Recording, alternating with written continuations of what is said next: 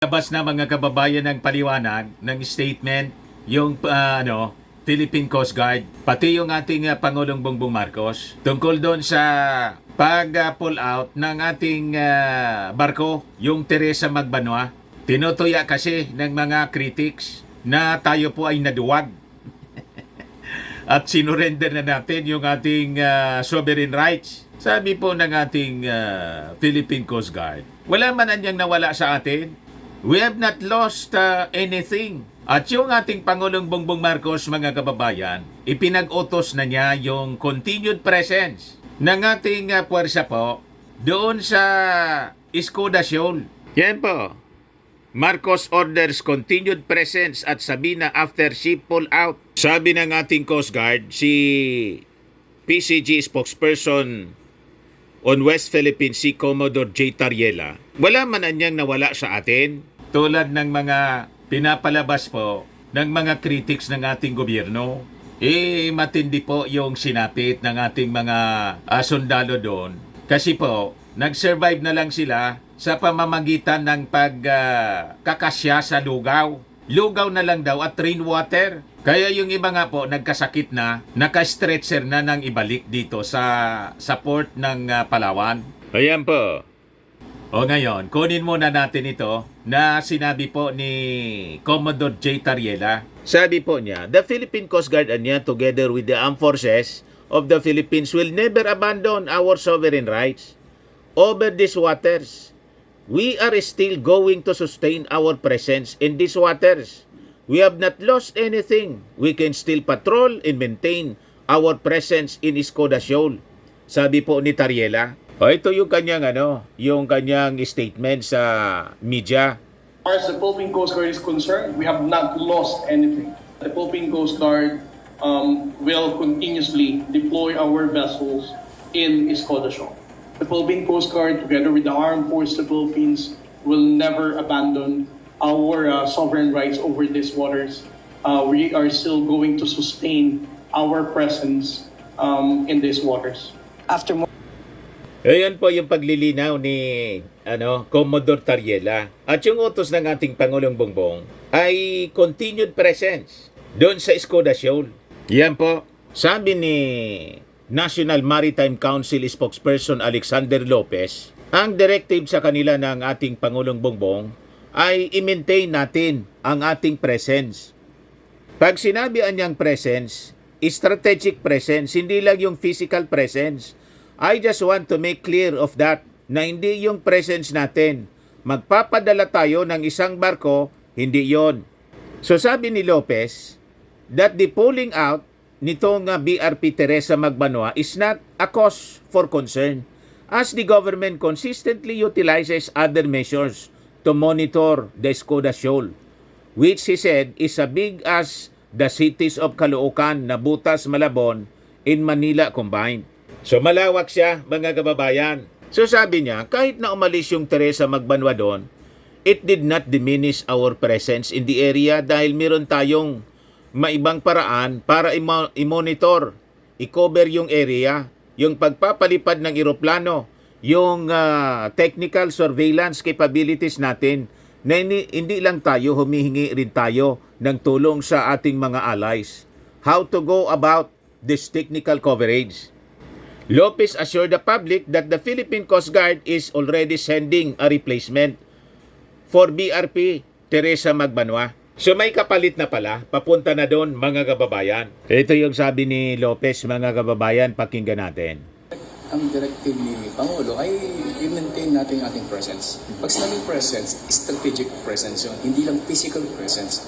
I just want to make clear of that, na hindi yung presence natin, magpapadala tayo sa barko, hindi yung sabi nga kanina, napakalaki ng lugar. Sir, isn't it a cause of concern na pinull out natin yung BRP Magbanua na wala pang kapalit na vessel? Hindi naman in a sense na talagang concern. Kasi ang iniisip kasi ng kababayan natin, dahil umalis yun, ay ginigot na natin yung hindi, mali yung ganun pananaw. Hindi, wala tayong ginigive up. Kahit na umalis yung Teresa Magbanua doon, it did not diminish our presence in the area dahil meron tayong may ibang paraan para i-monitor, i-cover yung area. Like Yung nga, pagpapalipad ng plano, yung mga technical surveillance capabilities natin, na hindi lang tayo, humihingi rin tayo ng tulong sa mga ating mga allies on how to go about this technical coverage.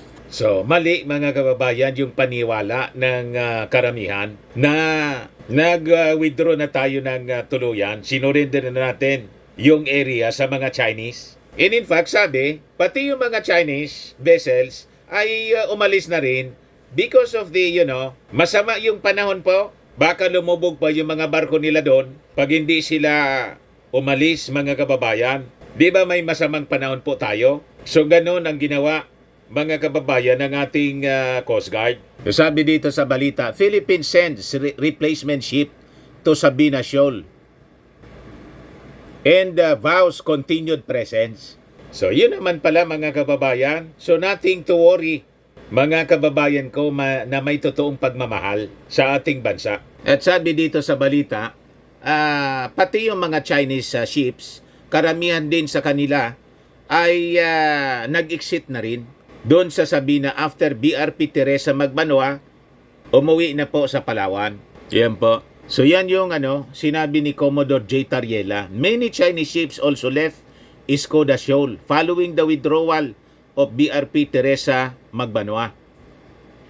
So sabi po ni Tariela, only 11 Chinese maritime militia vessels remain in Escoda Shoal while no China Coast Guard ships were seen in the area. Kasi nga po, masama yung panahon. Yan ang isa sa rason kung bakit na-compel yung ating Teresa Magbanwa na umalis na doon. Umalis na doon muna. At saka, yung pagkain po nila, lugaw na lang at rainwater. Kasi laging binablock yung resupply. Binangga nga sila, mga kababayan, 3 beses. Kaya nga kailangan i-repair yung ating barko.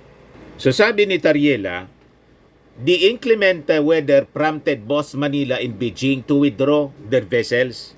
Ayan po, mga kababayan, yung sabi ni Tariela, pakinggan natin. With dozens of Chinese ships there, are they able to establish a more permanent presence than the Philippine government? No. I would argue that permanent presence is not something that the Chinese maritime forces have already done in Escoda Shoal. As I said, when Teresa Magbanwa departed Escoda Shoal, the Chinese forces are also subjected to that bad weather condition. It's not just 9701 who left Escoda Shoal. We can document that even the Chinese have also left because of that very bad weather condition. Yesterday, the only number of vessels that were there is down to 11. 11 Chinese maritime militia. There were no Chinese Coast Guard vessels. There were no hospital ship, no PLA Navy tugboats. So napuwersa sila, lahat na, both Beijing in Manila, napuwersa sila na dumaong muna dahil po sa masamang panahon. Lalo pa yung tropa natin po, sabi ni Tariela, nagsasurvive na lang po sa rainwater at lugaw. Yan po yung sabi ni Tariela. Ang 3 tropa natin ay na-diagnose ng ating doktor on board, no? Kasi meron tayong medical doctor sa Teresa Magbanwa na kasama dun sa mission nila. They were diagnosed of dehydration, no? They were dehydrated dahil sa kulangan ng tubig. And of course, the nutritious food, no? Gaya nga na sinabi ng commanding officer kahapon, ang kinain lang nila for almost 3 weeks ay lugaw, no?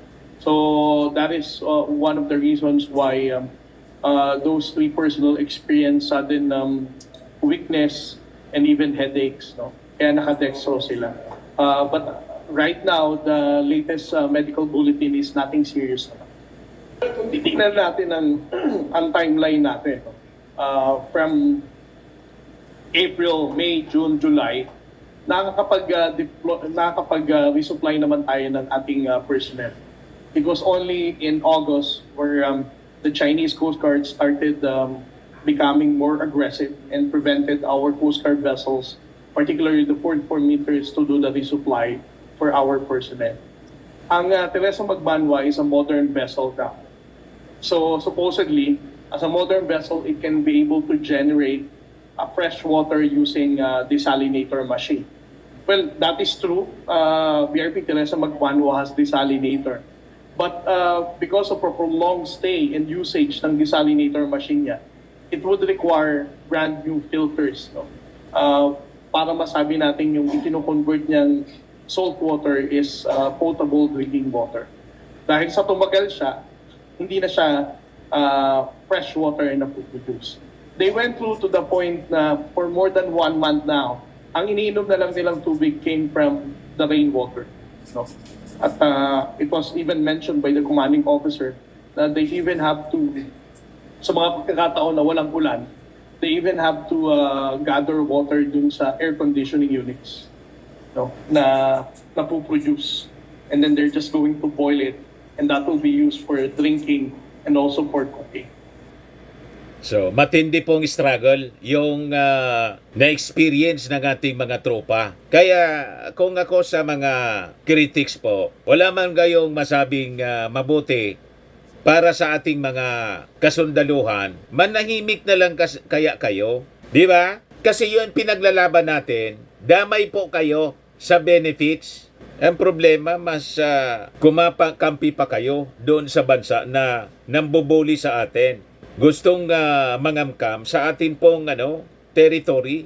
Yun ang napaka-sama na ginagawa po ninyo.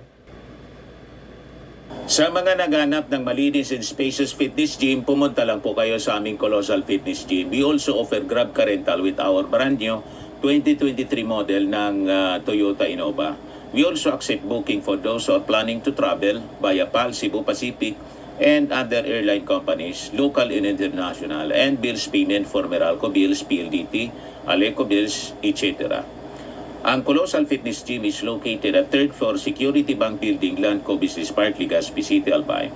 For inquiries, look for Chilon Maravillas. Contact number 0966-802-0949. Yan yung aming Innova. Lagi na pong matao sa amin. Pati mga foreigners po, tingnan ninyo, mga British tourists sila. Ang lalaki ng katawan na, mga kababayan, nag-gym sa amin. Ito naman po, Indian National. Ito mga mga European sila. Ito naman yung bago naming product na binibenta online, Eye Glow Serum. Whitening po siya galing sa South Korea. Tingnan ninyo yung epekto sa aking anak na architect entrepreneur, Riz Maravillas. For inquiries, look for Riz Maravillas on FB. Ito naman po, Firmax Firming and Lifting Cream. Pinapahid po ito sa mga pulses and affected area. Mainam po ito sa mga pains at paninigas na mga kasukasuan. Ito po, Automax Radiant Serum. Sa mukha naman yung application. Anti-aging po siya. You will look 10 years younger than your age.